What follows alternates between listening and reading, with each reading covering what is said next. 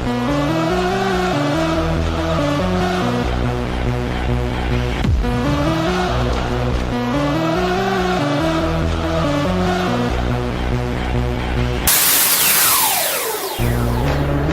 are now listening to The Sports Report with your host, Josh Dow.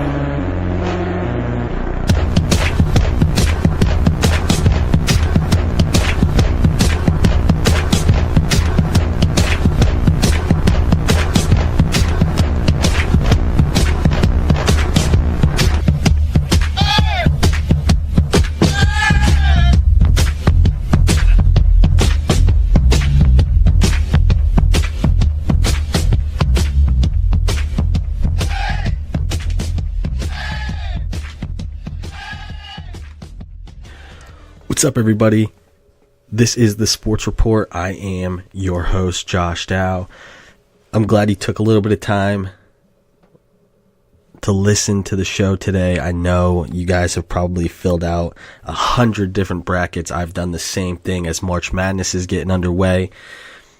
We will get into that, of course, but what we're going to do first is we're going to talk some NFL free agency.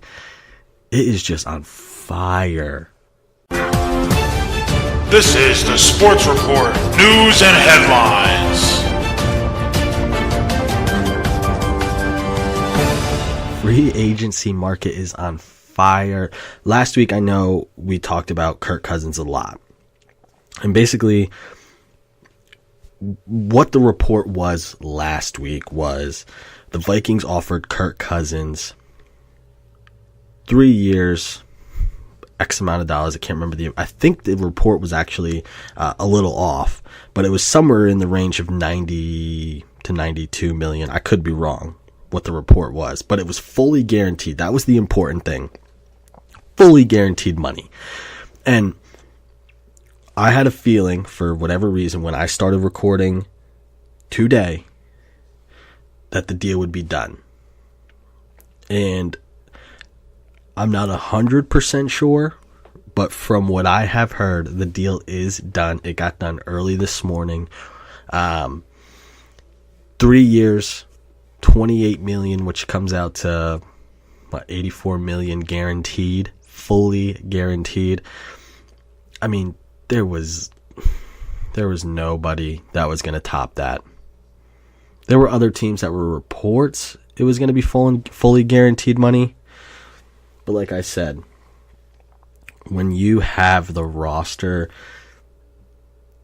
that the Vikings have and the other teams that were involved in the deals, or the offerings, I should say, the Vikings just the full offer blew everyone out of the water. There was no reason he shouldn't sign. Now, I want to say, I believe that it's been made official within the last hour. So I guess he accepted maybe earlier this morning. He was visiting the Vikings, and then I think Adam Schefter broke the actual news and announced it officially around noontime. So it's been crazy with Cousins because there's been a bunch of teams. According to an NFL executive, Colin Cowherd said this earlier. He has an insider, an NFL executive in the NFC that he's been talking to, and he said the teams that didn't get Kirk Cousins are in a full-blown panic. I mean, they wanted Kirk. They wanted him. And now that they're not going to get him, I like, there's reports the Jets are looking to sign Bridgewater now.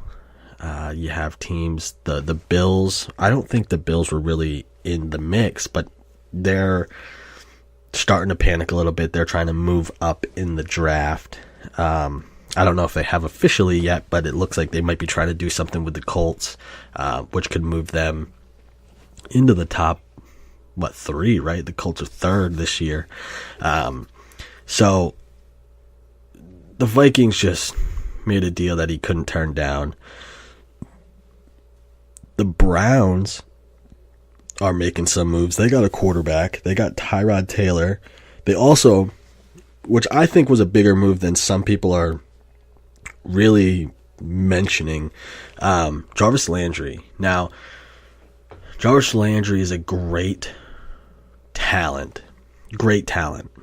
Quarterback-wise, he never really had someone who I guess could let him showcase his skills, but he still put up numbers. I don't think Tyrod Taylor, it's not like he's teaming up with Drew Brees or someone or Brady or anything like that, but Tyrod Taylor can get him the ball. Plus, now he has on the other side Josh Gordon if he can stay on the field. That team, they're not a playoff team. Don't get what I'm saying, making them a playoff team. That's not the case. I don't think they're a playoff team, but they're taking the right steps. I mean, right now, the Browns, what you need to do is be taking baby steps. You're not going to go from 0-16 to winning the division. It's not going to happen. 3-4 wins will get you moving in the right direction. You have cap space. You have the draft picks. Do what you need to do. A lot of people are still saying that they should pick Sam Darnold first overall. Which Sam Darnold is a great quarterback. Great quarterback. But if you trade it for Tyrod Taylor, you have, I don't know exactly how many picks they gave up for Tyrod and Jarvis, and then they picked up a corner, I believe. I don't remember exactly who it was. I can't remember off the top of my head. But now they're looking at, they want Solder, the tackle from the Patriots. You know, they still have a number of picks. Still have the first pick, still have the fourth pick. If they are able to still add pieces, like, I don't think they should go Darnold 1. They got a quarterback that's serviceable. I don't think he's going to be the franchise guy long term, but he's serviceable for now. Now you can get, with that first pick, Saquon Barkley, get that running back in there. Or, a lot of reports now, Bradley Chubb from NC State, pass rusher, you know, to go along with Myles Garrett. Then you have a pretty good defensive line. You know, solidify that defense, that's fine. Get Barkley to take pressure off Tyrod Taylor, that's fine. Because if you go Barkley 1 or Chubb 1, I still think with the fourth pick, if you really wanted to go quarterback, you could go quarterback there. I mean, think about it this way. Either one, Bradley, Chubb, or Saquon Barkley, you get first.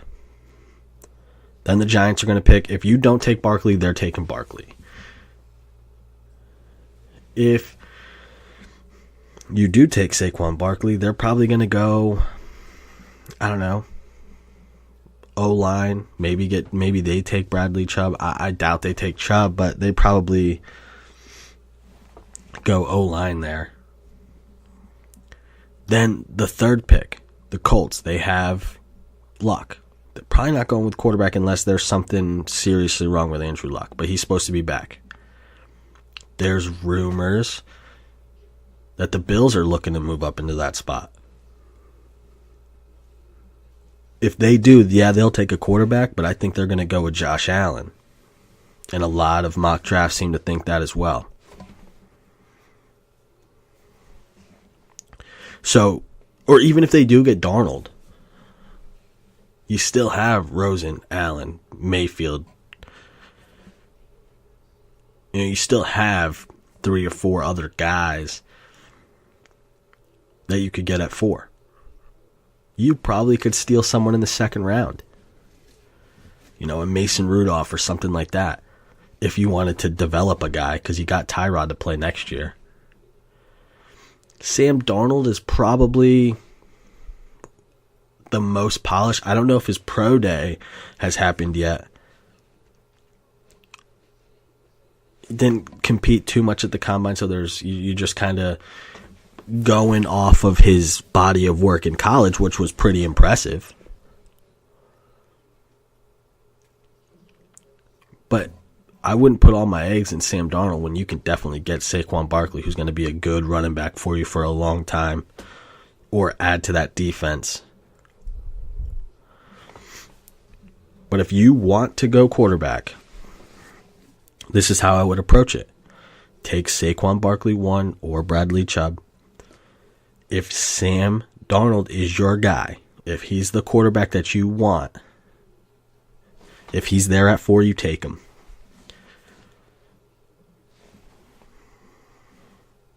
If he's not there,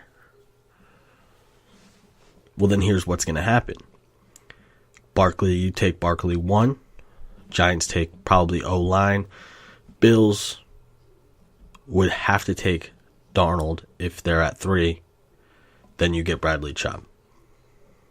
The only way that it's not going to work out is if you don't, if you take Bradley Chubb 1, Barkley's going to go 2, Bills move up. If they don't take Josh Allen, then they're going to take Darnold. Then you're in kind of a pickle. That's the least likely of what's going to happen in my honest opinion. I would be very surprised if they didn't go Barkley 1 and really hope that Chubb or Darnold is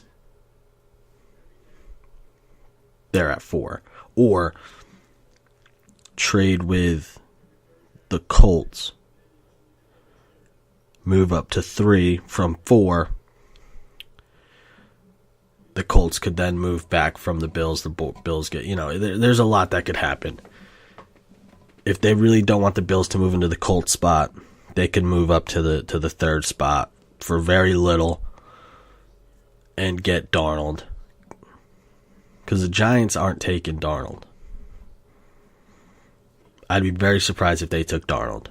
They want Barkley.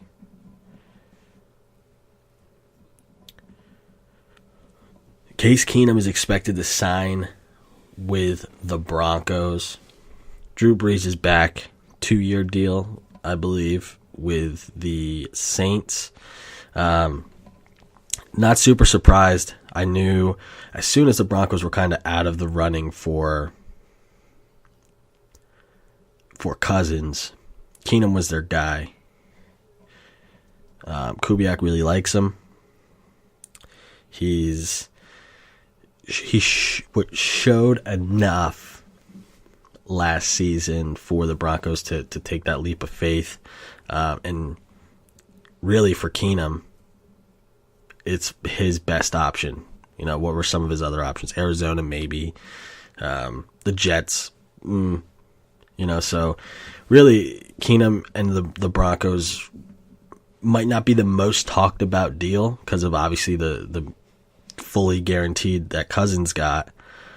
But I still think that's a great signing. And of course, Drew Brees being back in New Orleans, I didn't expect anything less than that. That was to be expected. It was just a matter of, I guess, the terms, how many years, everything like that. So that nothing really surprised me there. What did surprise me is you had the Eagles add Michael Bennett last week to that defensive line, who was already good. Then we just made them even better. And then now the reports are that they're adding Elodie Nada. That line is unbelievable. If that is 100% true, I want to say that it's accurate. Just came out this morning. You're looking at the best defensive line. Easily the best defensive line. The Eagles are making moves. They're making moves. The Chiefs trying to get some more offensive firepower. Signed Sammy Watkins, 3 years, $16 million per. That was a little surprising that they went and got Sammy Watkins, but we're just adding playmakers now to that team. That's going to be an interesting team to watch next year. Very interesting team to watch. They have a lot of weapons. How are they going to do? And now, like I said, the Jets, they're kind of a dumpster fire. You know, they didn't get Cousins, so now they're just going to go after Bridgewater. I don't know how Bridgewater is going to fare in New York.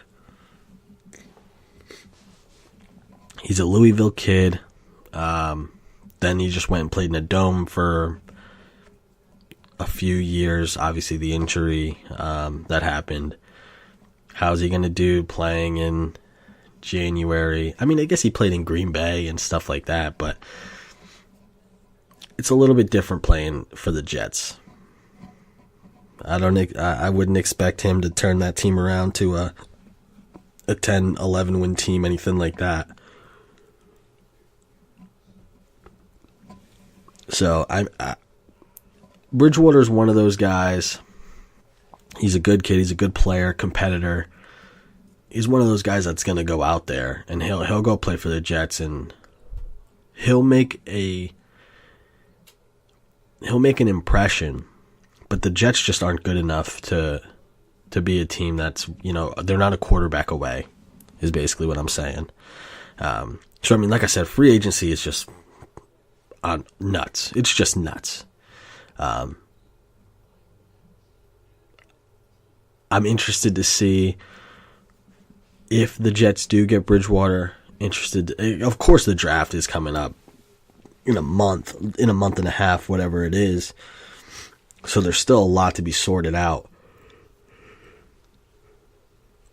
I'm interested to see what's going to happen in free agency, because that's going to tell a lot going into the draft. There's still more trades that are going to happen. So it's just in the spirit of March Madness. It's the NFL has their own madness going on right now, for sure. But let's get into that March Madness. It begins today. I'm recording this on Tuesday. Begins today. We have some of the play-in games today. There's millions of brackets every year filled out. Millions. And I probably fill out dozens by myself. If I haven't already. I filled out a ton already. I have one of them in front of me. It's the one that I'm most confident in. All my brackets, I have certain things that have changed, little things. This is the most consistent Final Four, and the happiest Final Four that I think I've come up with. And I'll explain that in a little bit. I'll also talk a little bit about some potential upsets in round one. Obviously, we love March Madness because of the upsets. Some of them not super impressive. Like a 10-7 is not super impressive to me. But there's some other ones. I don't think we're going to see a 15-2 upset or a 13-4 upset this year. I think the seeds 1 through 4 in each region is really solid. Really solid. Virginia, Villanova, Xavier, Kansas, your 1 seeds. They're pretty solid. Xavier's the one team that I would say I'm very skeptical of. I'm very skeptical of them. I don't think they belong a 1. I would also say the same for Kansas. But I guess, I was looking at it. It is strength of schedule that plays a huge factor. But Xavier lost to Villanova twice by an average of 20. I've mentioned that many times. And then everyone thought it was going to be Nova and Xavier in the, the Big East finals. Well, I had a brain fart there, in the finals. And then Xavier loses to Providence. So they didn't even get there. And Providence is what? Where's Providence? I have them on here. Providence is a 10 seed in the tournament. So they lost to a 10 seed. I don't think they're worthy of the 1 seed. Committee clearly thought so. So we'll get into that. But then you have some of the 2 seeds. You know, you have Purdue. I think they're great. Duke, obviously we know how I feel about them. UNC, I hate UNC, but they are playing some of the best basketball right now. And Cincinnati. I think Cincinnati is defensively, they're the best defensive team outside of Virginia. WVU's close, but I think Cincinnati's fantastic. They're fun to watch. If you haven't watched Cincinnati, you'll be able to watch them in the tournament. They could make a run. They definitely could make a run. The 3 seeds, we have Tennessee, Texas Tech, Michigan, and Michigan State. Michigan State's the best 3 seed. I think they're by far the best 3 seed. They're in one of the toughest brackets. Kansas and Duke. Potentially like a Syracuse second round if Syracuse makes it out of the play-in game and then makes it past TCU. You know, Syracuse is not an easy team to beat. So they have a tough road. And then if they do make it to the Final Four, the Nova or Purdue, they'd probably have to be going to the finals if they played a 1 or a 2 there. So, I mean, they have a tough road. Tennessee has to get through 2 of the best defensive teams in Cincinnati and UVA. Michigan, UNC, Xavier, Gonzaga, Ohio State. I mean, they got a tough bracket as well. I guess they're all pretty tough. Texas Tech, Purdue, and Nova. So, you know, the 3 seeds, I guess, have the potential to go down a little bit sooner. I think they're still pretty solid. Michigan State's the best 3 seed. I think they just have the toughest road. The 4 seeds, Auburn, not super impressed with, but they are a solid team. Wichita State is always a tough team, especially this time of year. Arizona's got one of the best big men in the league. And then you have Gonzaga, who I think is the best 4 seed. I think they're the best 4 seed by far. I think they easily could have been a 2 or 3 seed. They just kind of get overlooked a little bit. I don't know. I think Gonzaga is one of those teams that if they get hot, they're a Final Four team. And really the toughest matchup I think they're going to have is UNC. I don't think Xavier is going to be a tough matchup for them. I think they're just over offensively and defensively, they're a better team than Xavier. That's just what it comes down to. I mean, Gonzaga quietly went 30-4, and they're a 4 seed. So, you know, that's kind of that West Coast bias where nobody's really watching them. Late games all the time. You're going to see them in the tournament, so don't sleep on them, that's for sure. By now, you shouldn't. By now, you shouldn't be sleeping on Zag because every year they're a powerhouse. So you probably know them more than you would know, you know, a West Coast team that might be 30-4 that you never heard of before, or an average West Coast team. Like, for instance, San Diego State. They're 22-10. They're the 11 seed,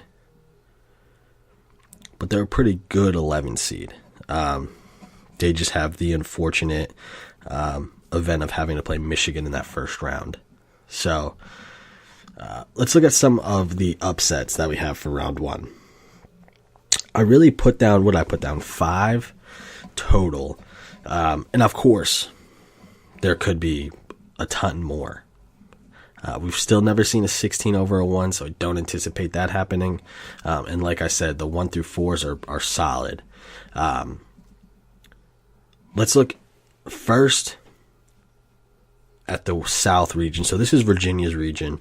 And Loyola Chicago, 28-5. They're the 11 seed. I really think this might be my Cinderella this year. Loyola Chicago. I think they're going to take out Miami first round. And I wouldn't be surprised if they took out Tennessee or Wright State, one of those two, in the next round to get to the Sweet 16. Then we're going to run into some mucky water with them playing against like a Cincinnati or something like that. But they could make a run to the Sweet 16 and surprise some people. So Loyola Chicago is right now my Cinderella. And especially to get out of this first round, I think they have the best chance of upsetting Miami.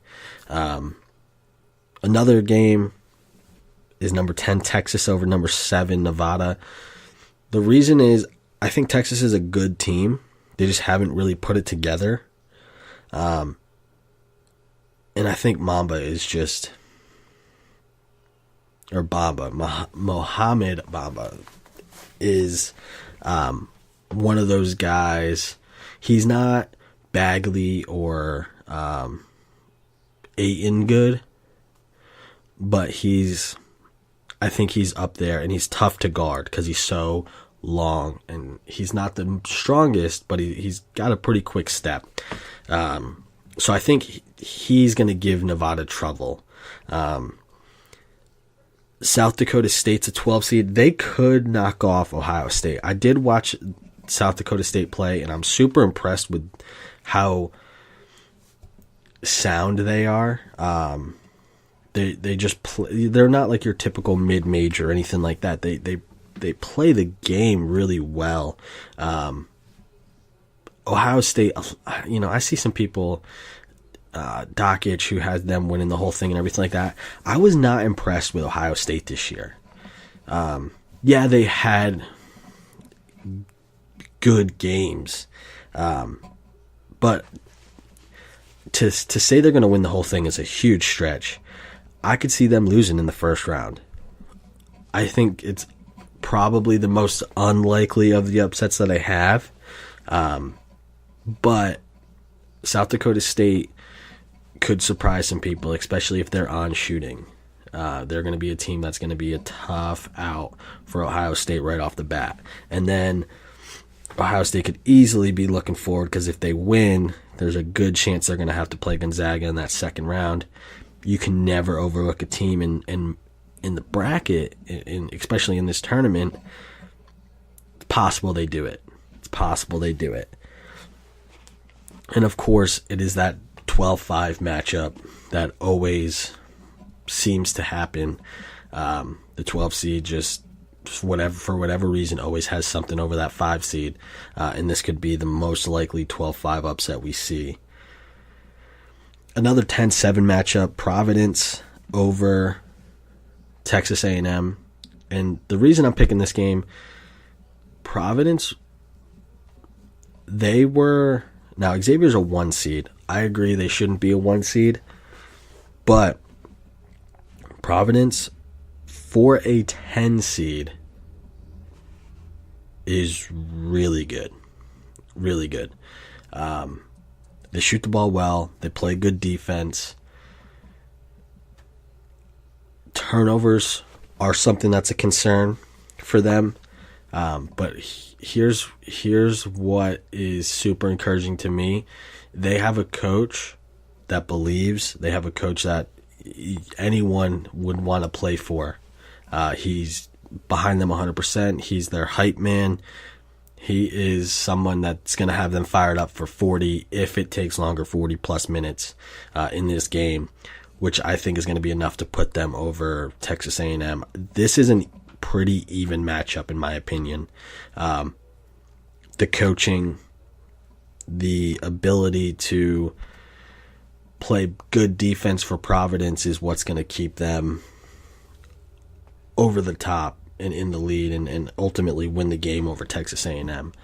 And then an 11-6 upset that I have, Syracuse over TCU. I say Syracuse because I think Syracuse is going to beat Arizona State. If you remember, beginning of the year, seems like forever ago, Arizona State was like on fire. I mean, they couldn't lose. They were top 5 in the nation, I think, at one point. I can't exactly remember.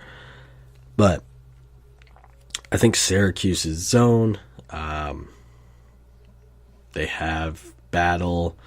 They have their guards that are unbelievable. Jim Boeheim, Hall of Famer. You know, he makes a huge difference. I think they're going to beat Arizona State, and then they have enough to beat TCU a couple nights later. So there's 5 upsets that I think are the most likely to happen. Some of the other ones that I could see, we get into the second round. You know, like I said, you could see Loyola Chicago beat Tennessee. I think WVU over Wichita would be a 5-4 matchup. I think WVU can move on. I mean, Clemson over Auburn, another 5-4.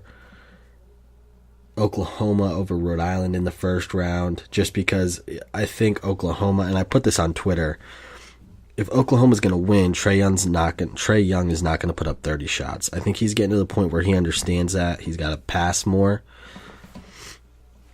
The kid can shoot the ball, but he's got to distribute. He starts distributing. He gets his team involved. They start playing better. They are a decent team when they're all playing together. He gets 8 to 10 assists. He also puts in 22 points. As long as he's efficient and he's not 8 for 27 with 24 points, they're going to be all right. URI, though, is a really good team. I wouldn't sleep on them. I just think because they have a few days to really put in a game plan, Oklahoma's coaches are going to say, listen, Trey, we've seen Texas Tech, we've seen Kansas, WVU, they all, Oklahoma State, everyone has seen them double team you. Find the open guy. They're going to have to stop double teaming you. That's when you can use your speed, your elusiveness, create shots for yourself. If they double you, get rid of it. If it's one-on-one and you have the shot, take it. He doesn't need to shoot 10 shots from 4 steps beyond an NBA 3. Doesn't need to do it. So that game is going to come down to Trae Young. If he's Trae Young, the point guard, the distributor, Oklahoma's probably going to win the game. If he's Trae Young trying to do his best Steph Curry impression, he's not efficient enough to put them over Rhode Island, and I think that's going to be the difference in that game. That's going to be one of the best games, I think, to watch in the first round. Loyola Chicago and Miami, of course, is going to be an awesome one just because I think of the upset, but I really want to see Rhode Island and Oklahoma. That's going to be a fun game to watch. So I'm not going to go through every game, but what I am going to do is go through one of my Final Fours. And this is the bracket that I'm looking at now, the one that I said consistently is what seems to be coming up more than other Final Four. So coming out of the South region, which is Virginia's region, is Cincinnati. I have Cincinnati beating UVA in the Elite Eight. And the main reason is those two teams defensively are the 2 best teams in the country, in my opinion. They swarm the ball. They play great defense. I like Cincinnati's ability to score a little bit more. That's the only reason I'm picking them, is I like their ability to score a little bit more. I like UVA. I like UVA with Kyle Guy and that team. I just don't think they're going to be able to score consistently. They already struggle a little bit. Pair that with a great Cincinnati defense. 60 points is going to be a stretch for them. I think Cincinnati scores 60, 65 points. They have a really good shot at winning that game and going on to the Final Four. In the West region, I have UNC. I think UNC is going to beat Gonzaga in the Elite Eight. This is the craziest bracket I have. I have Xavier going out in the second round in Missouri. I think Porter Jr. is going to play a big factor in that game. He's going to get back to form against Florida State in the first round, and then he's really going to show off in that Xavier game. Then Gonzaga is going to knock them off. UNC is going to move through their part of the bracket, and I think UNC is just, with the way Pinson's playing, Joel Berry obviously is a factor, Luke May, I can't think of his name right now, but the number 13, he's tall, lanky, can shoot the ball from half court and drain it every time against Duke. That team is a Final Four team. I didn't think so about 3 weeks ago, but watching them, I think they're a Final Four team. So I have Cincinnati playing UNC in the first round, or in the first game of the Final Four. In the other side of the bracket, in the East region, I have Villanova beating Purdue. So that's pretty much chalk. I have, a few upsets in that one, but in the Elite Eight, it's chalk 1 and 2. I think we're going to see Nova, I don't want to say walk through that side of the region, or walk through that region. Purdue will give them a little bit of trouble. I don't think, like WVU, Alabama, Wichita, any of those other teams are really going to give them a tough game. I really don't. So I think Nova moves on out of the East, out of the Midwest region. So the bottom right-hand corner, if you're looking at your bracket while you're listening to this. This was, like I said, this is the toughest bracket for me. I have Duke. Now, there might be a little bias there because I'm a huge Duke fan. Here's what it comes down to. I don't think Kansas is a number 1 seed. I just don't. I don't think, and I don't know their big guys out. Azubuike, is that who it is? That's out right now. I don't know if he's going to be 100% healthy. I haven't seen or heard anything, but he was out for the Big 12 title, or Big 12 tournament. So I don't think they're the best team. Michigan State is the biggest test for Duke. Duke beat them early on without the zone in place. Marvin Bagley had a good game. Grayson Allen had a good game. I think Grayson Allen's going to have the tournament of his life. If you guys remember his freshman year, he had a huge game in the finals. I think he's going to have a tournament like that. Along with Bagley playing well, I think Trent's going to get back into form. And this is a team that's, if they get back to form, as good as any team in the country. So I think Duke beats Michigan State, and then they beat Kansas. A lot of talks are Marvin Bagley has the opportunity to literally take over the tournament and go 25 and 15, 20 and 15 every game. And if he does that, he's player of the year. If he does that, he's probably the number 1 pick. If he does that, they're a Final Four team. So that's one thing that I think is going to happen between Bagley and Grayson Allen. The rest of the team's going to rally around them. They need to tighten up the zone a little bit more, and I think they will in the tournament. So Nova and Duke. So for my Final Four, I have UNC beating Cincinnati and UNC going to the finals. And then I have Villanova beating Duke, which was really hard to do. And that was the game that I could have went back and forth on. I have done that a bunch. I have Duke in there a few times. I have Nova in there a few times. I even have Michigan State in a few of my brackets going to play UNC. I have some of them playing UVA, Cincinnati. So I have all over the place. The most consistent is UNC getting to the finals and Nova getting to the finals. And I have Villanova beating UNC for the national championship. Now that I said that, I'm almost... You know what? I'm going to leave it. That's what I'm going to stick to. Villanova beating UNC in the national championship on August 2nd. This is the bracket I'm going to stick with. Of course, I'll probably fill out 15 more by the time tip-off tonight.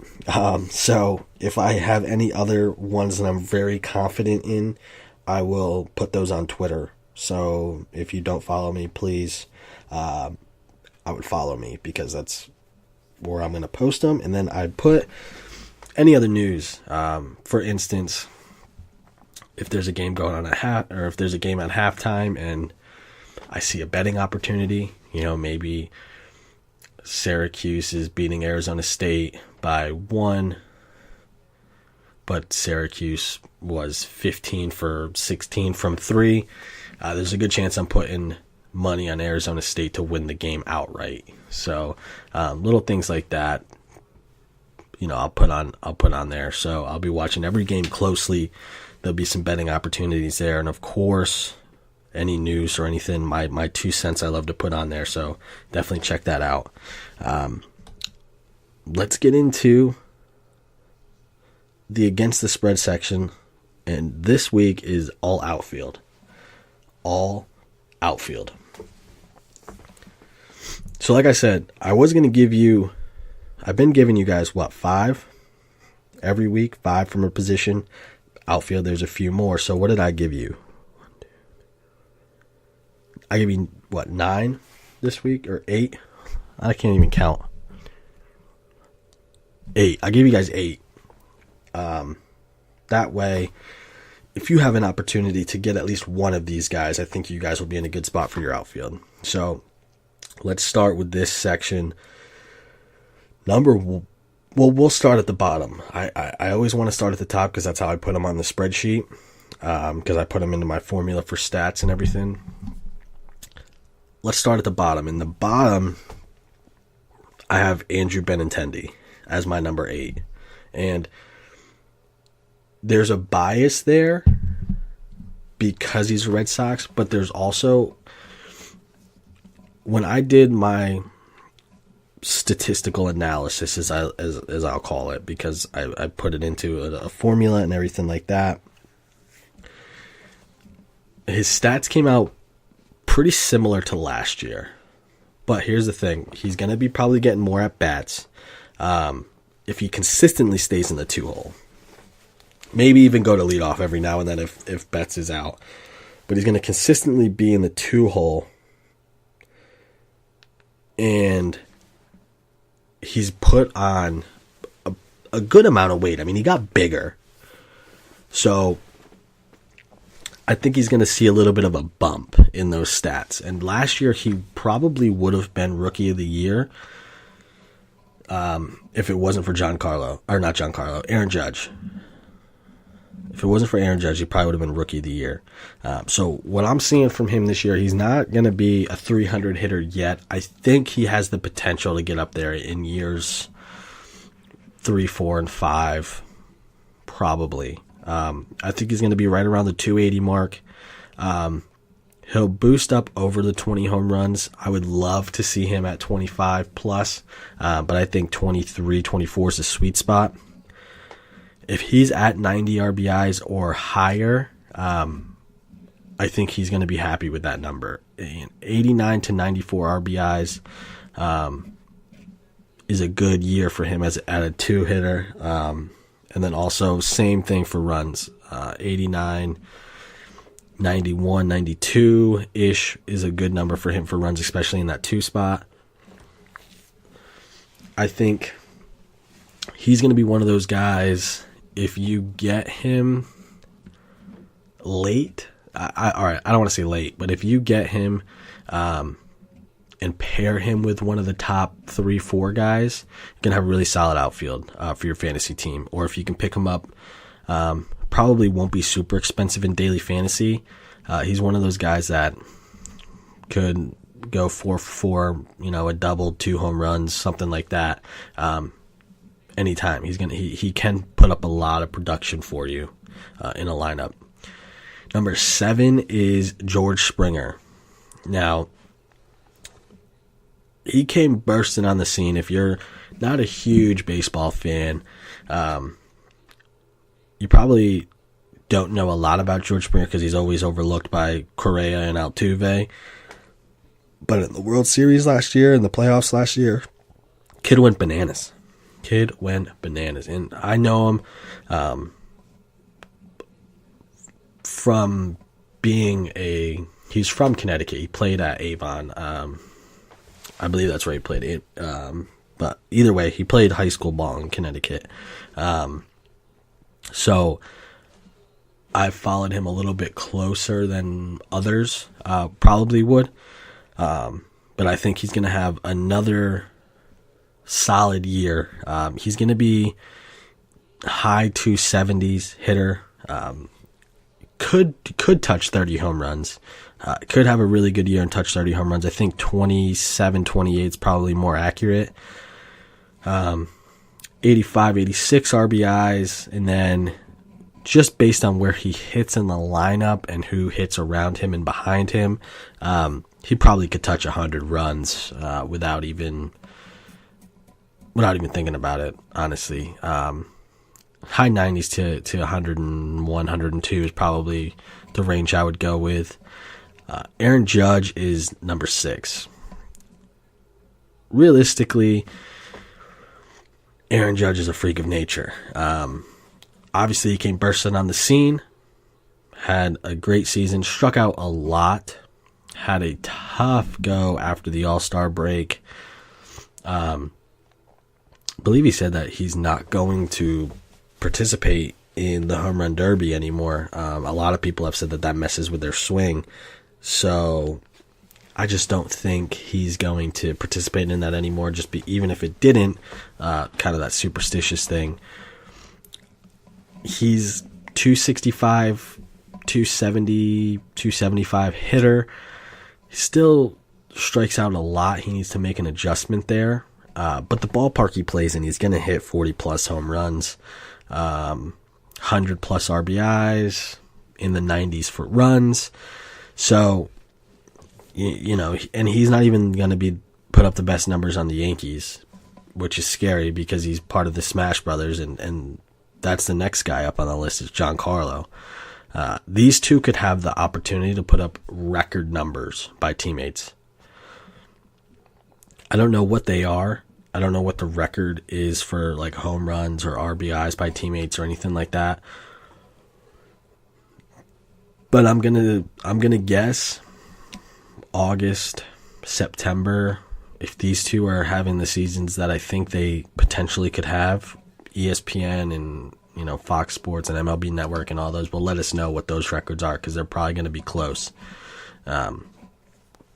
Giancarlo, I think, is going to have a better year than Judge. I just think he's a better overall hitter, just more mature at the plate. 275. If he touches 280, he's having a good year. I don't think a lot of people, he had 59 bombs last year. A lot of people are saying, wow, now he's playing in New York. He's going to hit 70 or, he's easily going to touch 65. I don't think that's the case. I think he's going to be lower than the 59 he hit last year. I still think he's going to be over 50. I think he's going to be 52 to 55. Still going to put 110 to 120 RBIs up on the board, and he's going to score a ton of runs as well. In the 90s. I guess not a ton, but a ton for him. So he's going to put up, 98, 99 runs. So he has the potential, him and Judge, to do something we've never seen before between teammates. And it's exciting, even though I hate the Yankees having success. It's going to be exciting to watch every single night. Those two are in the lineup together. Number 4 is Charlie Blackmon. Really, a middle-of-the-lineup guy in Colorado. He's going to have big numbers. Even if he doesn't necessarily hit 60 home runs or anything like that, his numbers are going to be inflated a little bit in Colorado than they would be elsewhere. I think he's a 300 hitter, 28 to 30 home runs. My projection has him under 98 RBIs. Even some had him in the low 90s. That's a little surprising to me. I would have pegged him closer to 100, but I'll go with the formula. I think 88 to 96 RBIs is what we're projected. And then 100 runs up to 106 runs is where he'll be. I think Colorado's going to have another good year, and Charlie Blackmon's going to be one of the reasons. Obviously, Arenado's going to be another huge reason, but Charlie Blackmon's going to be a reason for that as well. Number 3 is another Red Sox, and that's Mookie Betts. I really think Mookie Betts had just a little bit of a down year. He only batted .264. He's going to be consistently in the leadoff spot, which he likes. He performs well in the leadoff spot. And I think that consistency in the leadoff spot, the more at-bats, I think is going to see a little boost in his numbers. 290, 295 average. I would like to see him touch 30 home runs again. I don't think he will. I think he's going to be 28 or so. Just because he's leadoff, I think he's going to drop in RBIs a little bit to like the low 90s. But if the Red Sox are hitting, he has the potential to be up in the high 90s or even over 100 again. Then runs, just because, again, leadoff spot, has the ability to steal bases. He's got some wheels. He's going to be over 100. 105 or so, honestly. Especially if Benintendi are hitting, JD Martinez, Hanley. If that lineup is hitting, he's going to score a lot of runs because he's going to be on base a lot. So that's why I pegged him number 3. If he wasn't leadoff, or I didn't have the confidence in the Red Sox lineup that I do, he'd probably be 4 or 5 on the list. But I really do have a lot of confidence in the Red Sox this year. I think the overall, chemistry of the team with Cora there now and everything like that is just going to improve. And I think you're going to see that in player performances. So that's why Mookie's number 3. Number 2 is Bryce Harper. And number 1 and number 2, I think they're head and shoulders above the rest of the outfielders. They just need to stay healthy. And number 2, Bryce Harper is a perfect example of that. He needs to stay healthy. When he's healthy, he's an MVP candidate. He's probably going to be around that 300 mark. Has the potential to put up 40 home runs, over 100 RBIs, 110 runs scored. He can do all of those things if he just stays healthy. Just little injuries here and there, it gets him. I want to see Bryce Harper have a breakout year, bat over 305, 40 to 42 home runs, 105, 110 RBIs, 105 plus runs as well. He's probably MVP. Probably going to win the MVP if he puts up those numbers. I've been a huge Harper fan for a long time. I just want to see him. I mean, he's lived up to the hype. Some of the balls he hits, he's had a couple stints where he wasn't hustling and all that stuff. But the kid just flat out plays. and can mash. So I think he's maturing. He's been in the league now a few years. If he stays healthy, he's going to be really solid in the NL and in that lineup. Number one, he's the number one player in baseball. Has been for a few years. Probably will be for a few more. It's Mike Trout. I don't know what else to say other than the kid does literally everything. I think he only batted, or he only had like 400 and some at bats last year. Still number one. He's probably going to be around the 310 average. I don't think he's going to touch 40 home runs. He certainly has the potential. But he's probably 35, 36 home runs, 100 RBIs, 105 RBIs, 110 plus runs scored. The kid is just a machine. On defense, in center field, he's unbelievable. Like I said, Trout and Harper, I personally think are 1-2 best outfielders, and they're far above number 3. Far above. And I think Trout is far above Bryce Harper. Maybe not far. I think Trout is a good amount above Bryce Harper, but not as much as Bryce Harper is above number 3, 4, 5, 6, and 7 in the outfield. And that it could be personal feeling. It just be because of the way they play, and that's just something that is appeasing to my eye. But the numbers also speak for themselves. So, I mean, every week I do this, and I'm going to say it again. It's a great time to be a baseball fan. Look at all these young guys on here: Judge, Springer, Benintendi, Betts, Trout, and Harper. I mean, they're still young. These guys are the face of baseball now. They're in their mid to early 20s. It's unbelievable. It's unbelievable to have this much talent this young. For the next decade or so, they're going to be good. Plus the amount of prospects that are either in the minor leagues waiting to come up or coming up this year. The Braves, the Phillies, these organizations have some really good players that could be coming up this year. It's just exciting to watch. It's going to be exciting to watch for sure. Next week, we'll get into pitchers, which is always fun to do because ERA, strikeouts, those things are easy metrics to tell who is going to be successful.